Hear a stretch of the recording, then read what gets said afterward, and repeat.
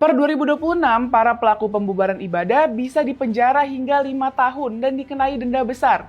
Ini bukan wacana, sudah tercantum dalam Kitab Undang-Undang Hukum Pidana atau KUHP baru yang mulai berlaku pada 2 Januari 2026. Ketentuan ini diatur secara khusus dalam pasal 300 sampai pasal 305 KUHP.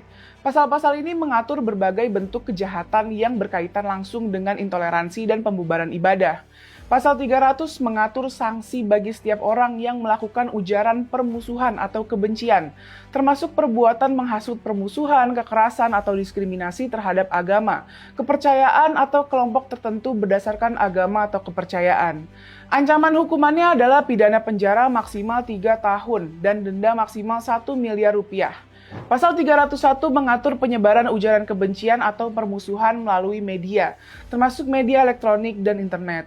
Jika isi kontennya sebagaimana dimaksud dalam pasal 300, pelaku dapat dipidana penjara maksimal 5 tahun dan denda maksimal 5 miliar rupiah. Pasal 302 mengatur sanksi bagi pihak yang menghasut atau mendorong seseorang untuk berpindah agama atau berhenti menganut agama atau kepercayaan tertentu.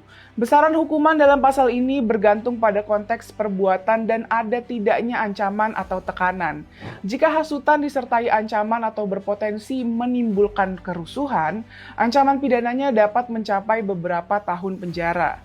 Pasal 303 secara khusus mengatur perbuatan mengganggu atau membubarkan ritual ibadah, baik dilakukan tanpa kekerasan maupun dengan kekerasan. Perbuatan tersebut dapat dipidana.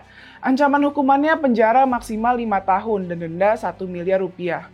Pasal 304 mengatur penghinaan terhadap orang yang sedang menjalankan atau memimpin ibadah atau upacara keagamaan di tempat umum. Pelakunya dapat dikenai pidana penjara maksimal 1 tahun dan denda maksimal 250 juta rupiah.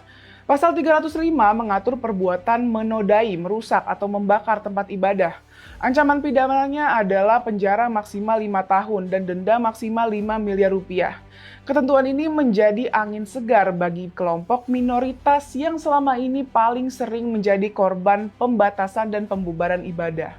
Sejumlah organisasi mencatat banyaknya kasus diskriminasi hak beribadah sepanjang 2024 hingga 2025. Kontras mencatat 32 insiden pelanggaran kebebasan beragama dan berkeyakinan sepanjang Desember 2024 hingga November 2025. Insiden tersebut meliputi larangan ibadah, vandalisme, penolakan pendirian rumah ibadah, penyegelan, serta intimidasi dan persekusi. Komnas Perempuan mencatat setidaknya 8 kasus intoleransi sepanjang 2025. Setara Institut juga mencatat 260 peristiwa dan 402 tindakan pelanggaran kebebasan beragama dan berkeyakinan sepanjang 2024. Masuknya pasal 300 sampai 305 ke dalam KUHP baru merupakan koreksi atas kegagalan negara melindungi hak beribadah selama bertahun-tahun. Selama ini pembubaran ibadah kerap dianggap sekedar urusan warga atau persoalan izin administratif. Akibatnya pelaku jarang tersentuh proses pidana. KUHP baru secara tegas memutus praktik tersebut. Ujaran kebencian, hasutan, gangguan ibadah, penghinaan pemuka agama, hingga perusakan tempat ibadah kini adalah kejahatan pidana. Ini bukan simbolik, melainkan perubahan sikap negara. Data yang ada menunjukkan bahwa pembubaran ibadah adalah masalah nyata yang berulang. Ancaman pidana berat memberi batas yang sebelumnya tidak ada. Dengan KUHP baru, pembubaran ibadah tidak lagi bebas konsekuensi hukum. Di sisi lain, SKB 2 Menteri selama ini sering dipakai sebagai alat pembenaran pembubaran ibadah. Syarat administratif pendirian rumah ibadah kerap dijadikan alasan tekanan terhadap minoritas.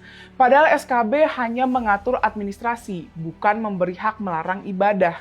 Dalam konteks KUHP baru, SKB 2 Menteri sudah kehilangan relevansi dan bertabrakan dengan semangat perlindungan hukum pidana.